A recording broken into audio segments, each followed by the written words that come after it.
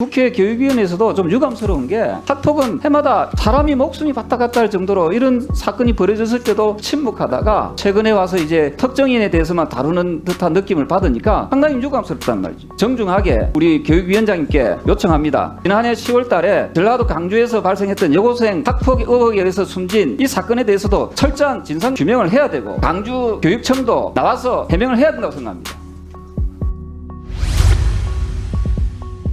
네, 부산사을의 학폭 지킴이 조경태 의원입니다. 저는 교육위 하면서 끊임없이 학폭 근절을 주장하게 왔죠. 네. 장관 인사청문회 때도 제가 이야기했고, 네, 저 기억하고 이어도 있습니다. 계속 하고 있습니다. 네. 그리고 저는 이 관련 법안도 발의했지 않습니까? 네, 맞습니다. 그런데 관련 법안에 대해서 야당의 반대에 의해서 통과시키지 못했습니다. 제가 몇 가지 학교 폭력이 얼마나 심각한지에 대해서 어떤 누구 특정인을 마녀 사냥하듯이 하는 것이 아니라 이 만연해 있는 학교 폭력에 대해서 우리가 근본적인 치유를 하자 하는 뜻에서 제가 계속 말씀드리는 거거든요. 학폭의 피해자 학생들이 저한테 했던 말들이 지금도 귀에 선합니다. 가해자들의 처벌이 너무 약해서 너무 억울하고 힘듭니다. 더 이상 학폭으로 억울한 아이가 생기지 않도록 보호해 주세요. 나쁜 가해자를 처벌받을 수 있도록 도와주세요. 하고 저한테 이런 손편지를 썼거든요. 그리고 저를 괴롭힌 아이들은 학교를 잘 다니고 있는데 저는 학교를 갈 수 없는 게 너무 화가 납니다. 뭐 이런 어떤 글들도 있었습니다. 그래서 제가 관련 법안을 좀 더 강화시키자 해서 전학의 경우 대학은 당연히 그렇습니다만 전학의 경우에는 10년 동안 이 생기부에 기록을 남기자 하고 제가 이렇게 강력한 법안을 발의했음에도 불구하고 법안 소위를 통과하지 못한 점은 상당히 유감스럽다 하는 말씀을 드리고요. PPT를 한번 보시겠습니다. 2013년부터 2021년까지 이 학교 폭력의 증가세를 보면요. 이 서울, 경기 그리고 전북 이런 데가 굉장히 좀 심각합니다. 아시다시피 이 서울 같은 경우에는 2013년도에 2,961건이 생겼습니다만은 2021년에 보니까 무려 4,800건 이상 생겼거든요. 그리고 또 하나가 경기도 같은 경우에는 3,400건 정도의 학교 폭력이 2021년도에는 거의 10,000건에 육박하는 9,600건이 생겼습니다. 이때 보면은 진보 교육감이라고 소위 말해서 2021년도는 진보 교육감 시절이거든요. 그러니까 이게 학교 폭력은 진보 교육감이 잡으나 또는 보수 교육감이 잡으나 별반 차이가 없더라 하는 것을 말씀드리고 싶고요. 그다음에 북도에 보면요. 828건인 것이 2021년에는 무려 1,970건으로 대폭 증가합니다. 그래서 이런 부분에 대해서 어느 학교 폭력이 이게 왜 이러냐고 봤더만은 이 생기부 기록이 제도가 완화가 될수록 점차적으로 학교 폭력은 늘어난다 하는 것이 저희 데이터에 이게 나와 있거든요. 예, 그리고 또 하나가 작년 10월에 보면은 강주에 있는 모 여고 학생이 학교 폭력에 암시하는 글을 남기고 이 자살을 했습니다. 혹시 이 보도 받으셨습니까? 그래서 학폭에 의해서 어떤 가해자가 대학을 진학한 것도 문제가 있다고 하지만 학폭에 의해서 이 죽음을 당한 여기에 대해서 우리 국회가 너무도 그동안에 무책임할 정도로 그냥 넘어갔다는 겁니다. 그죠? 이때는 왜 우리 국회에서 이런 현안 질의를 안 하고 예?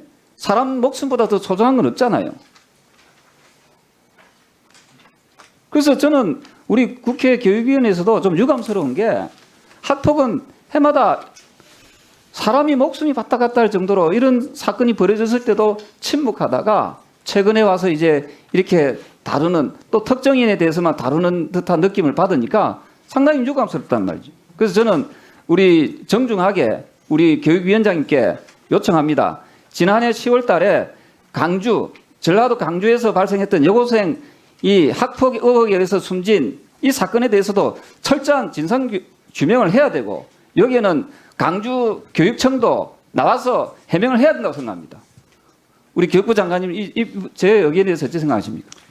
네, 뭐 학폭 문제가 정말 너무 심각하고 또 반드시 좀 건절돼야 된다는 그 부분에 대해서 정말 공감합니다. 예, 그리고 또 이건 올해죠. 올해 보면은 이 여중생 한 명을 이 고등학생 14명이 무려 집단적으로 폭행을 한 사건이 있었습니다. 이거 엄청난 사건이거든요. 진짜 어마어마하고 엄청난 사건입니다. 여동생 한 명을 14명이 만신창이가 될 정도로 그 학생을 두들겨 팼거든요. 그럼 이 사건에 대해서도 왜 우리 교육위에서는 침묵하고 가만히 있냐 말이지요. 저는 여기에 대해서도 제주도 교육청에서 나와야 되고요. 이때 피해 입은 학생 또 가해 학생들 다 나와가지고, 예? 그렇지 않습니까? 학교 폭력에 대해서 낱낱이 진상규명을 하는 것이 맞다고 생각합니다. 왜 이 부분에 대해서는 우리 교육위에서 국회에서 가만히 있는지 모르겠어요. 여기에 대해서도 저는 우리 교육부가 좀 더 철저하게 챙겨서, 예, 과연 14명의 이 중고등학생들이 한 명의 여중생을 어떻게 집단 폭행하고 또 이 사건이 어떻게 됐는지 혹시 국회에 보고해 주시겠습니까? 네, 무거운 책임감을 느끼고요. 저희들이 그 부분에 대해서는 상의드리겠습니다. 이때 제주도 교육청에서는 어떤 행동을 했는지 좀 자료를 좀 제출해 주십시오. 네, 그렇게 하겠습니다. 예, 그리고 최근에 그 전학 문제에 대해서 또 한 말씀 드리겠습니다. 이 가해 학생들에 대해서 전학이 보니까요. 지금 PPT 보시면 아시겠지만 2017년도에 1959명이 있었습니다. 그리고 또 2021년도 보면은 1001명이 학교 폭력의 가해자로 해가지고 이 전학이 있었거든요. 그렇지 않습니까? 네. 그러면은 이 학생들이 과연 대학에 진학했는지 안 했는지, 그죠? 이 부분도 어떤 특정인 한 사람에게만 그 대학에 왜 갔느냐, 이게 학적부에 기록이 남았냐 안 남았는지 아니고 지금까지 제가 통계 내놓은 지난 5년간 통계만 봐도 얼추 한 7천 명쯤 되거든요. 네, 1분 이 추가해 7천 명의 학생들이 과연 어느 대학에 어떻게 진학했는지도 이것도 같이 형평성 있게 밝혀야 되는 거 아니겠습니까, 장관님?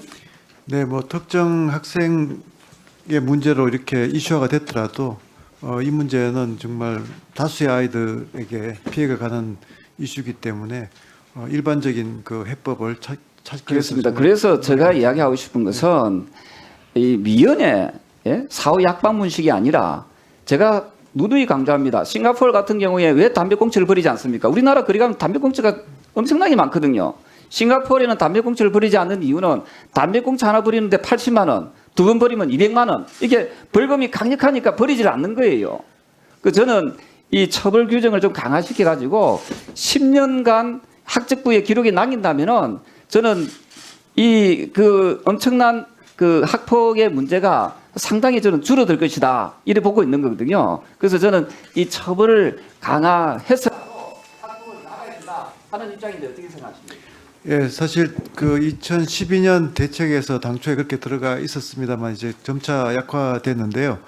그것들 저희들이 좀 분석해 보면 교육적인 해법의 이제 필요성이 이제 제기가 되면서 약화된 부분이 있습니다. 그런데 앞에서 제가 답변에서도 말씀드렸지만 엄벌주의와 교육적 해법은 충분히 같이 갈 수 있다. 그래서 사안을 구분해서 엄벌할 것은 엄벌하고 또 교육적으로 이제 해결해서 앞에서 임태희 교육감님도 말씀하셨습니다만 진정한 피해자의 사과가 핵심이거든요. 그런 것들을 받아내야지 피해자 아이들이 치유가 되기 때문에 그런 부분들을 좀 강조하면서 동시에 엄벌주의는 도입되는 것이 저는 큰 방향이라고 생각을 합니다.